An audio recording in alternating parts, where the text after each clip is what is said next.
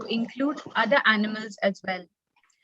So before I hand it over to Rohini De Silva to introduce the book of the day, I'd like to say that this book, after reading this book, it has opened the eyes of animals to me, and I'm definitely going to look at animals in a very different way. So thank you, Janaki, for that. I hand it over to Rohini. Wow. I think I would require several lifetimes to achieve that much. We now come to the fascinating book itself, and telling us more about it is our sweet committee member, Rohini De Silva. After graduating from the famous Mount Carmel College, Rohini chose to work in a school for children with special needs.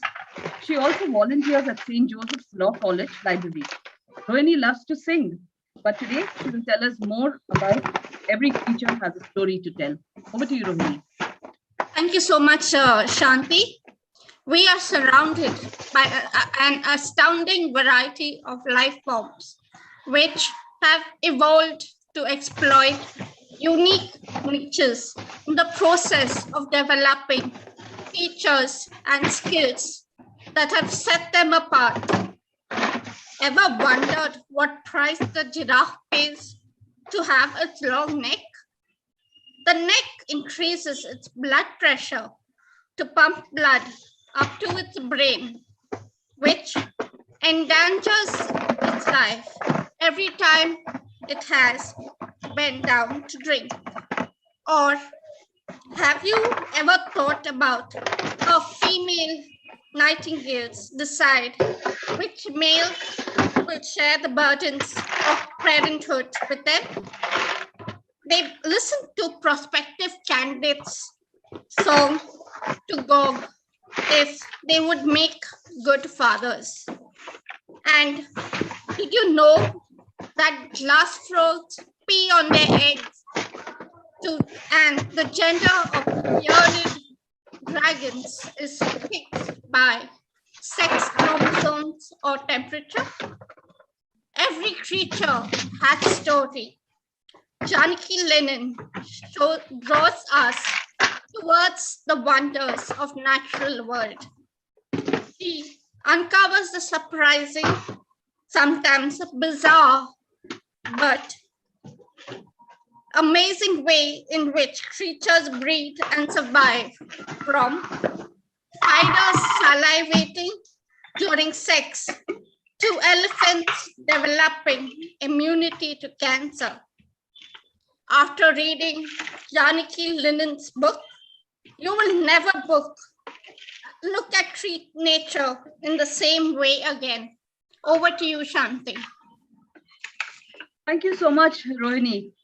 Can't wait to get my hands on this fascinating book. We now come to the main part of this evening.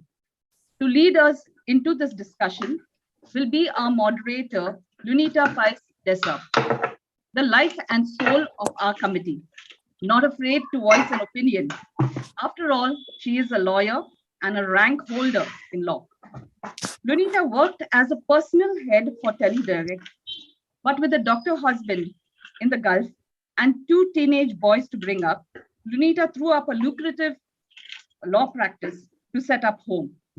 A big softie at heart, she runs a tight ship, and the boys know who is boss lady. At least they like her to think so. Being an extrovert and a multitasker, Lunita is a member of many organizations. She is presently secretary of the KC2. I call upon Lunita to start the discussion. Thank you, Shanti. And a good evening to one and all. It's a pleasure to be in conversation with an accomplished author like Janaki Lennon. I would also like to thank everyone present here today for their overwhelming response to our initiative. Without further ado, let's get started. Hi, Janaki. Hi, thanks for having me. This is such a pleasure to be here. It's an honor to have a conversation with you. So let's get started. Janaki, when did the idea of writing this book come to you? And what inspired you to write it? This was a column for, I think, about 3-4 years. And I think when I hit the 100th column, the editor asked me, "Are you thinking of putting this together as a book?" And I hadn't. I mean, it was an obvious decision. I hadn't thought about it until then. So that was how the book came to be. But the idea of writing about science and animal behavior started even earlier. It goes back to my previous book, My Husband and Other Animals, where I was writing about animal behavior and whether we can take any lessons from animal behavior to answer why humans behave the way we do. And I really enjoyed the process of reading scientific papers, asking questions of scientists, trying to explain it. And I was really so absorbed in it, and I wanted more of that experience. So I proposed the column to The Wire, and it was just starting up then, and they were very receptive to the idea. So that's how the column came to be. And because of the editor, the book came to be later on. Takes a lot of determination. How did you get yourself committed to write this book? Well, I don't do anything else in my day. All I do is write. So, a lot of thought process and research goes into writing a book. I can't even imagine doing something like this. So I think it writes itself. So basically, it was a weekly column. So through the week, I would look at what papers have been published that day, and I would keep a tab on which is the most interesting one, what I would like to write about. It had to have the criteria was it had to make someone go, wow. And if it didn't do that, then, I had to find some other story. So basically through the week, I would collect stories. And on Monday morning, I had to decide which story to pick. And then I worked through the week on getting that story written, interviewing researchers, asking other people who have studied the same species or the same ability in other creatures to explain where the science was going, whether it was good science, as in, are there still any gaps in our knowledge? So on Saturday morning, the column would go up. So that was my deadline. Janaki, was there any criteria involved in selecting the 50 species in this book? And which is your favorite chapter in it? Why did I know that was coming? Okay, so there were 110 or 20 stories to pick from. So I basically chose the ones that were the most exciting and the most accessible. There were a few stories that were really heavy on the science that I could not, unless I wrote like a textbook explaining, body parts and genes and this and that, it would have become very dry and very boring. The subject didn't lend itself to sort of pop writing. So I just chose the ones that were the most exciting of the lot. And it wasn't by design that it was 50 essays. It just happened to hit 50. That was it. I couldn't squeeze in another one. And favorite story. Oh God, it's really tough to pick that one. But yes. Well, for today we will pick a snake. The snake. The last one, because there's a reason. All the people who spoke earlier, you were talking about being mothers, giving up jobs to raise children, and there is the Southern African python that nearly starves for an entire year to make sure no harm comes to her babies. And that's like the most, yeah. So you don't expect that from a snake. You just think that they are, these weird creatures that have no bonding with their young, who would just give birth and push off. So I hope my son is not listening to this. He'll make me starve. Two, baby. After reading a few chapters of your book, I feel the language used is very simple and easy to understand. So I feel it will appeal to the larger group of people. So I really appreciate the language. Can you comment on this, Janaki?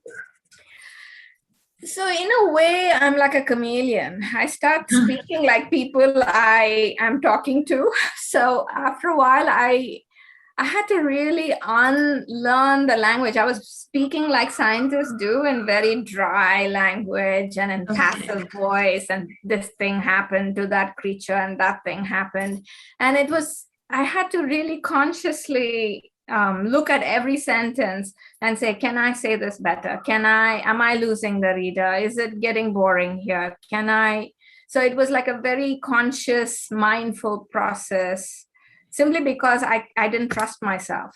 So I would write and rewrite, and I don't know how many edits I went through. So that was a struggle.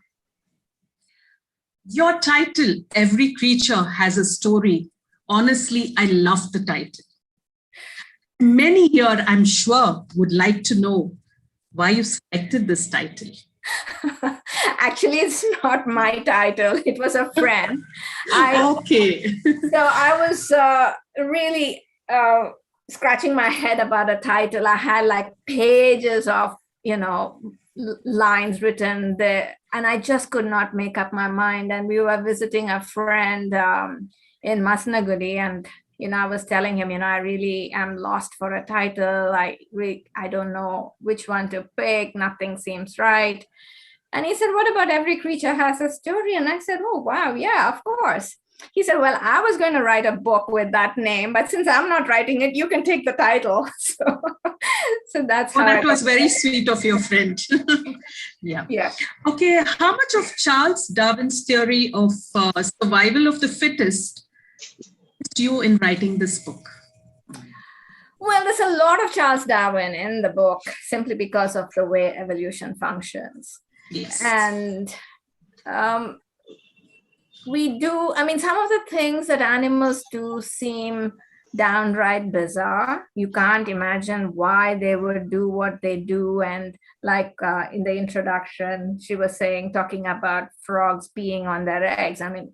It just seems like a yucky thing to do, but basically they are hydrating their eggs to keep them moist so the embryos can develop. And if the frog mothers don't do that, then the outer shell of the egg is not gelatinous. You know how we make jelly, like you pour water and it kind of swells up? So it's like that. So the peeing gives this egg a jelly coating, which protects the embryo from predators. So it seems yucky when you first think about it or hear about it. But then when you realize why the mother is doing it, it makes perfect sense. So they did this experiment of not allowing the mothers to pee on their eggs, and they were all getting eaten by katydids, or fungus was destroying the eggs. So there is a purpose for every bizarre thing, it seems. Janaki, a personal question. What are the small things in life that make you happy? Oh, this is a creature thing. I think just being outdoors.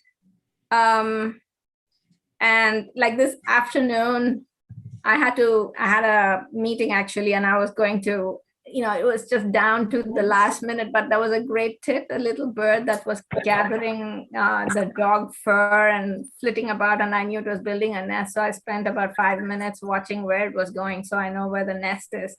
So it's just things like that. And I suppose reading books, a really well-written book. So what else? I think those are the two of my favorite Most things. important. Okay. If you could eliminate one weakness or limitation in your life, what would it be?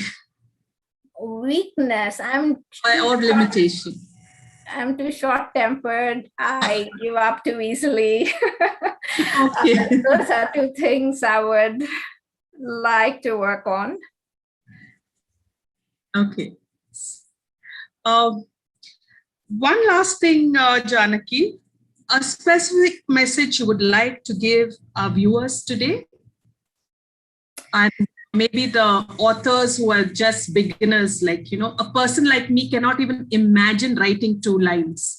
It would may put me in such a fix. So, it's so good to get some advice from an author like you as to how to get started. It's the age-old thing of telling a story, right? So Yes. Basically, you forget everything. You don't worry about language or whatever is bothering you. If you had to tell your story to your grandma or your grandchild, how would you tell that story? That's your beginning. And I think everything just flows from there.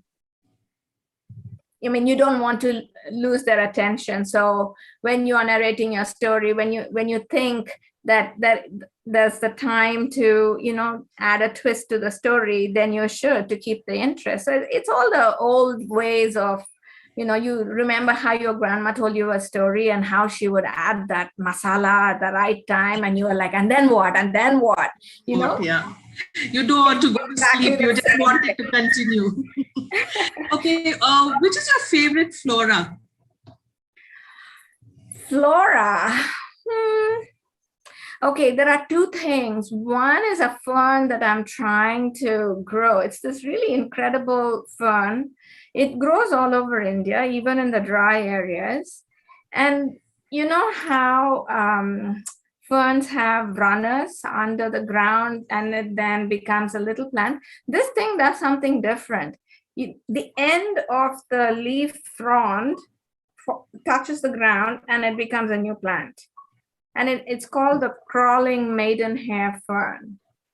And it's just amazing. You plant one plant and it's kind of like spread out into the surrounding pots. So that's one that I've been watching for the last few days. And the other is something called the rainflower. It's a lily and it puts out this beautiful white flower as soon as the first rains hit. And it's also a native plant. Well, for now, that's all I can think of, but I like lots of different things. Could you tell us a bit more about your book, since I'm an ardent animal lover? And because of space restraint, I don't have too many animals. And both my boys someday want to even start a zoo. They are so interested in animals, and in fact our whole family, and I most of the viewers out here also, I feel, are ardent lovers of animals. So could you just highlight something in your book that appreciates animals? I think that's the bonding with animals starts at home, right? With our pets, with our dogs and cats and whatever we have at home. And you sort of, I guess, you look at animal behavior from that perspective. But then once you look at all the wild creatures like snails and termites and things like that, they all have these amazing adaptations to survive. So you think, like giraffes, for instance, I remember as a child that it was one of the animals that really captivated me because it had this really long neck and it looked so different from anything else. I mean, you can't confuse it with any other animal. Like, you have so many deers, you can't tell the difference between sambar and red deer and hog deer and things like that. But a giraffe is a giraffe. And but the amazing thing about the giraffe is that because of that long neck, how does it pump blood to the brain? So that becomes an existential issue. So if it doesn't get blood to the brain, it's not going to survive. So the giraffe evolved this fantastic heart, which just, pumps with such great force that the blood whooshes up to the head. But then that creates a problem of high blood pressure. So if it were to bend its head, it would pass out. If it were to raise its head, it would pass out. So it develops these adaptations to deal with every single thing. And it's like that throughout the animal kingdom. So like bar-headed geese, for instance, they come from Mongolia and they come all the way to South India during the winters.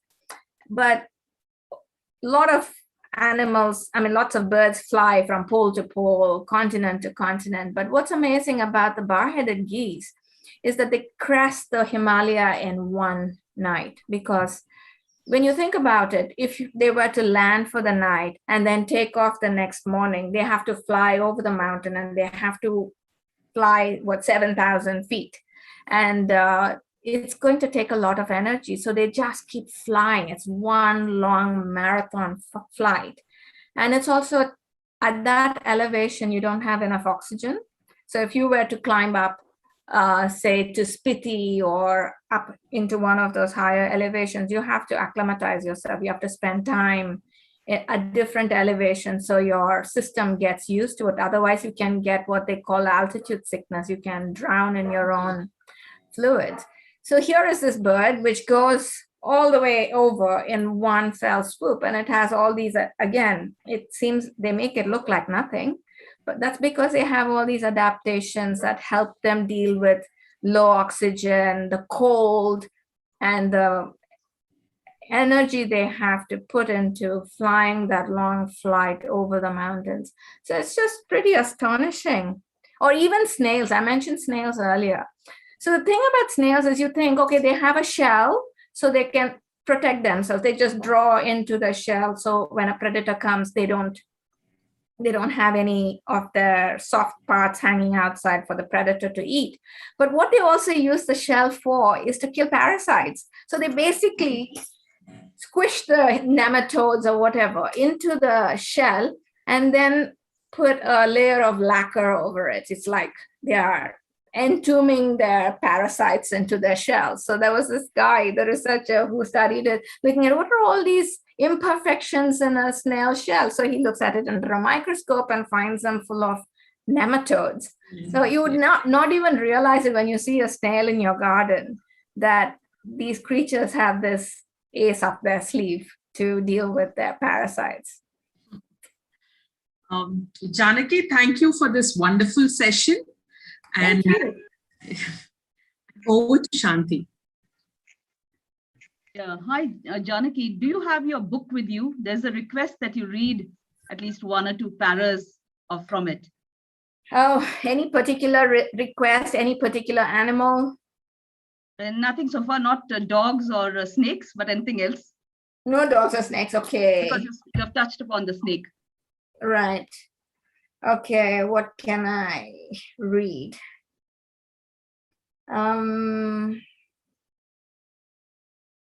Well, I'm at a loss. Okay, let me just open the page randomly. Is that okay? Yeah, that's fine. That's fine. Okay, so I have to get my reading glasses.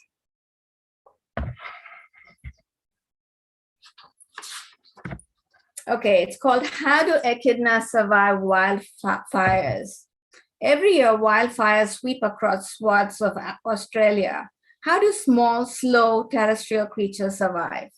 Australian biologists from the universities of New England and Western Australia and Curtin University, led by Julia Nowak, investigated by implanting temperature data loggers and sticking radio transmitters on 10 adult echidnas.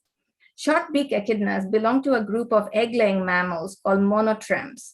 These hedgehog-like animals colonize most of Australia from arid deserts to cool rainforests, where they rip into rotten logs, termite mounds, and ant nests with their long claws during the day. When the heat of summer gets to them, they go into torpor, a state similar to hibernation, and emerge only at nights. Such dormancy lasts from a few hours a day to a few days. The Department of Parks and Wildlife conducts prescribed burns to reduce the severity and extent of wildfires. On 21st April 2015, it burned 227 hectares of Dryandra woodland, southeast of Perth. 5 of the study's echidnas lived in the burned section and 5 were outside. Comparing the two groups allowed the biologists to study behavior and fluctuations in body temperature before, during, and after the burn. Is that good? Yeah, that was fascinating. That gives us an insight into the book. Thanks so much, Janaki. So I have another question. How does India fare where conservation is concerned? Good and bad. We generally have a good track record in conservation, I would say, because for a country with so many people, we still have a lot of our wildlife. But because of the way we manage our forests and wildlife, we are alienating people who live with animals.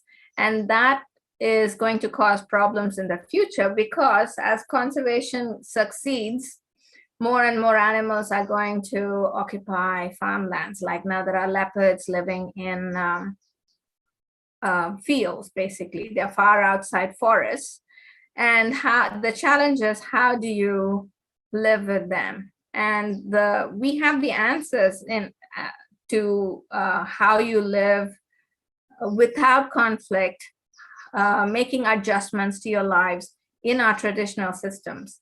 But because of the way we deal with wildlife, we are losing that knowledge. And India has the ability to show the world how to do it. Because if you look at the West, they wiped out all their predators. Like wolves are just struggling to come back. If there's one wolf anywhere near a ranch in the US, there'll be a big hue and cry. And if it is inside somebody's land, they will shoot it dead. Whereas here, we've had wolves living with shepherds and their flocks for generations, and they have a very wonderful way of, you would expect that they would have a conflict with wolves because they eat their sheep and goats, but they call wolves their brothers, that they were born of the same mother, but they had different destinies, but they are brothers. So they have this sense of kinship with wolves, and we don't appreciate it enough. So I think it's a good and bad thing. So I wish we would appreciate our traditions more in that sense. Okay, that's fascinating, living with the wolves.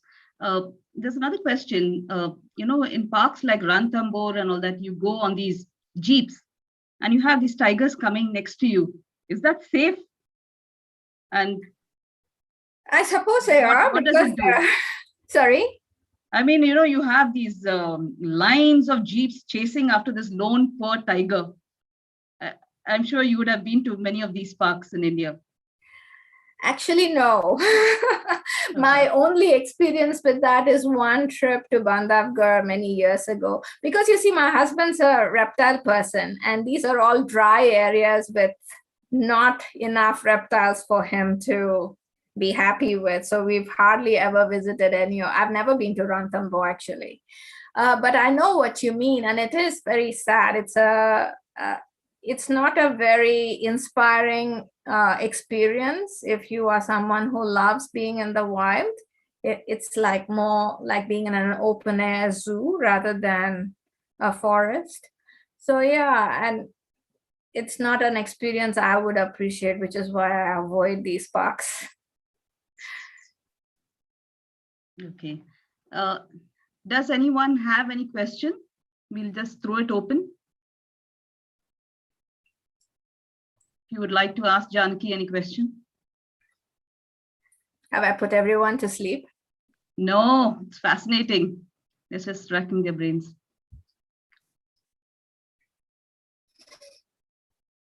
Though I do have one question from Majella. She asked, how did you choose to write about this subject? Okay, so I was a wildlife filmmaker before I became a writer. And when I decided to give up filmmaking because I didn't enjoy it anymore, I didn't know what to do. The only skill I had was writing, and the only subject I knew about was wildlife. So it was made to order in a manner of speaking, but I didn't know anything about any other field of life. So this is I fell into it and I'm stuck. Wow, and good for us. I think Sameera has raised her hand. So Sameera? Yes, Shanti, thank you for that. And hi, Janki. I happened to come across, certain elements of your book, and I've found it extremely interesting. First of all, I would really love my kids and, urge all members of the club to read. I just want to read something that I found quite interesting just now. It says, "An hour before summer dawn breaks, I lie awake listening to the songs of drongos. At dusk, when I wind up work, Oriental Macbee robins sing.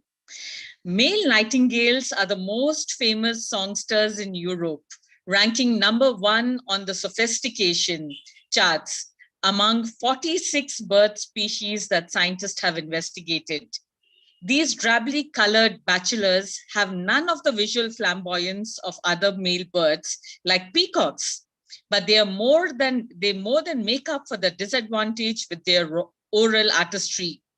After nightfall, male nightingales serenade their prospective mates with a repertoire of more than 180 songs. Wow. And hence the name nightingale. I just found that really interesting, very insightful, and great to hear all this. So thank you for that. Thank you. Yeah, over to you, Shanti.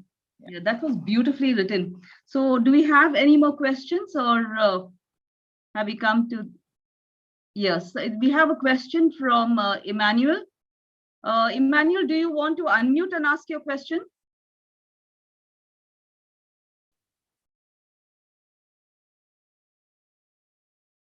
Okay, I'll read the question now. How do you document the animal? As in, do you watch the animal, or is it from interviews with researchers and other wildlife enthusiasts? This is from Emmanuel. Yeah, so I'm not a researcher. So all the stories in this book are documented by scientists, and they are from all over the world. It's not India alone. So most of it is from reading their papers, the papers they publish after they make discoveries, and interviewing them, and reading papers written by related scientists. Scientists related in the same field or associated field. So it's mostly impersonal in that way. It's not based on my own experiences. Yeah, thanks, Janki. We have another question from Marjorie Texera. Marjorie, are you on? Can you ask the question yourself? Yeah. Unmute and you can put it on video. Yeah, Marjorie, go ahead. Your hand is raised.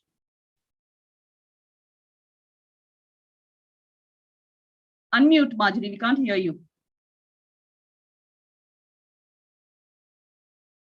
You'll have to unmute.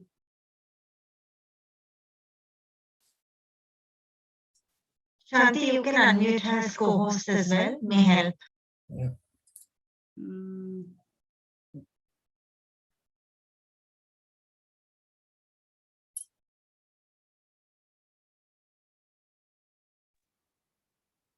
Vinay, can you please unmute everyone? Yeah, thank you.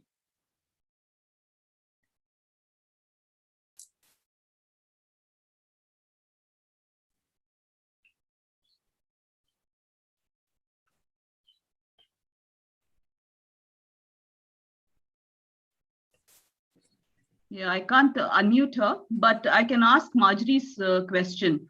What she has said is, I have my coffee estate next to Badra Wildlife Sanctuary. Can I explore some exotic flora and fauna there? Why not? Badra is a lovely piece of forest. I think that's, you should, if you're that close to it, make full use of being there. But what do you mean by exotic flora and fauna? Do you mean wild? Probably wild. Yeah, Badra is very nice. It's a beautiful place. Anything you would suggest to Marjorie? I'm not really sure in terms of what.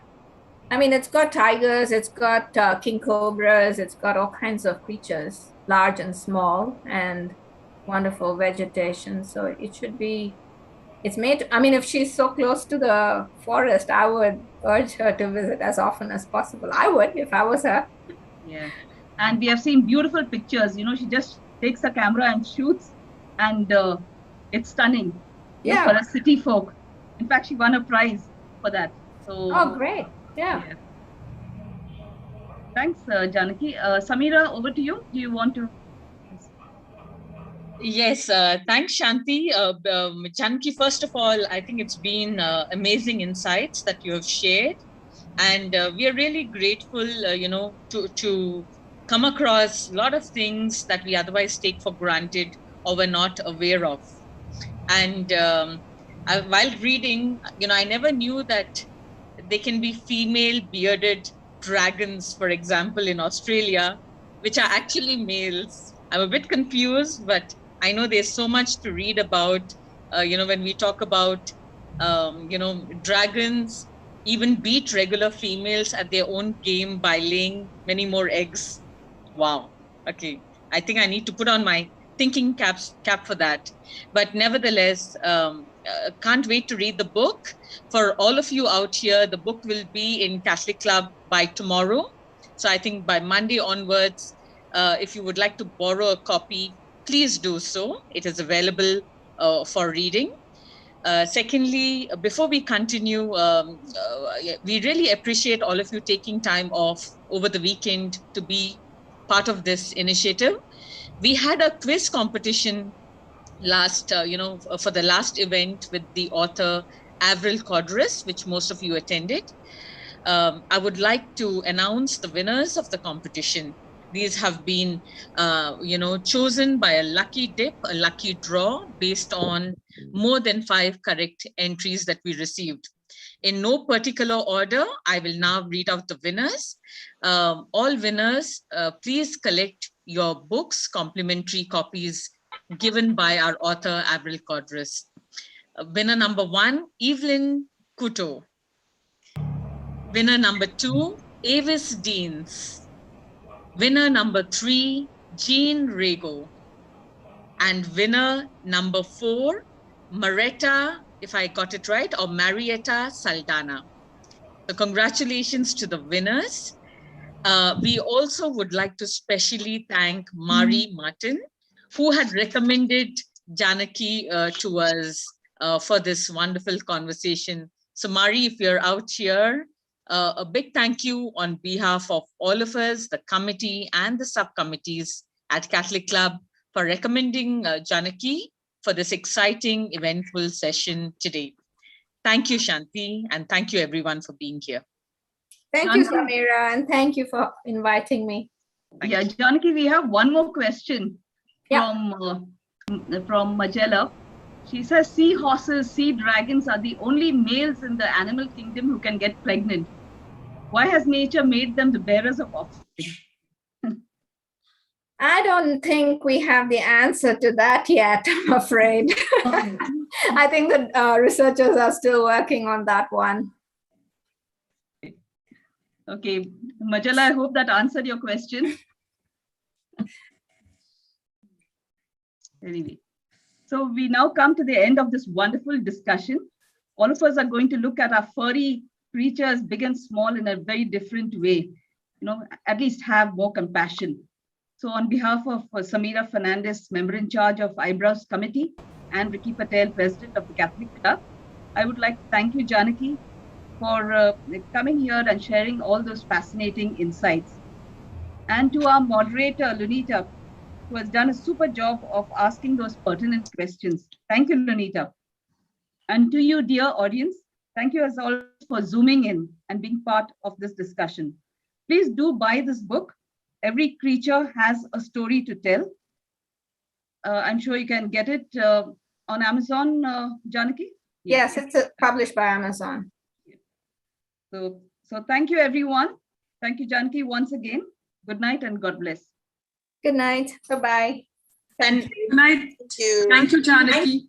Yeah, and Shanti, before we end, maybe we can just throw a question to all our audience who are present here today, and give out a prize. So I know this was unplanned, but Lunita, Shanti, are we on for it? Yes, yes. Okay, I need a thumbs up from you to know that we are all on the same boat here. Superb. So to all the audience here, I think we have a superb subcommittee with all the lovely ladies here. So the question is, at the start of the session, Lunita was discussing an example with Janaki as to how a creature is also compared to a mother, a sacrificing mother. For anyone who knows the answer, Lunita, sorry, you can't take part here, but I think Shanti can.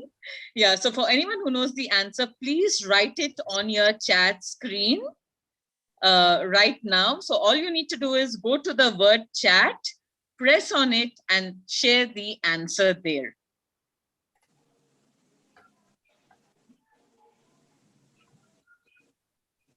Oh, wow.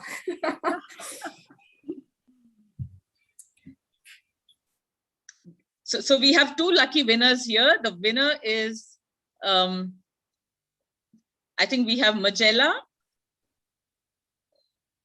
and we have Emmanuel and Joseph. So we have three. Let's look at three winners. African Python by Dave Brett Tessa, Emmanuel Joseph, and Magella Rohini are the lucky winners of this competition. The book courtesy Janaki for all of us here at iBrowse. So congratulations, and I hope you've had a wonderful session too. Over to you, Shanti. Thank you so much, everyone. And so we come to the end of this fascinating discussion. Look forward to seeing all our, Zooming pals on the next iBrowse session. Thank you so much. Thank you. Bye-bye. Thank you. Thank you. All the best, Janaki. Thank you. Thank you, Shanti. Thank you, Sameera. Thank you, Lunita. Janaki. It was a beautiful session. You did Audience. excellent. Thank you. Oh my God, I need my beer. You were so good. You were so good. Oh, Dr. God, Vinita, hats off to you. Really, too good. Excellent, Lunita. Thank you. Thanks. Baapre, I was so scared. No, you need to conduct more sessions, Lunita. You're Yes. really Yeah. good. Amazing. Lunita, you're a good. natural. Yeah. Yes, absolutely. Yeah. Too nervous today because it's the first time I didn't know how to go. And the thing is, no book. If I had the book, at least I would have through and done stuff. But you were very good. You were very good. Thanks. Yeah. If Vinita says that, we should believe. Yes, yes. No, it was I was only depending on Shanti. I said, oh my God, Shanti, don't. What? You did a fantastic job. Yeah. Oh dear, I wanted you around. My God, I was thinking now, what will I do after those questions? I don't have anything to ask. So, Shanti is everyone's angel. So Yes. that will always be. You thanks, are the one Shanti. who dives in. I don't know what made me say yes. So many times Sameera has asked, I said no. And this time around, I just said a yes. And then I'm saying, oh my God, how am I going to do it? So proud of you, my sweetheart. Thank you. Yeah. Ladies, I'm going to leave. But yes. superb job. Yeah. Okay, Bye. See you. Bye. See you. Bye. Bye.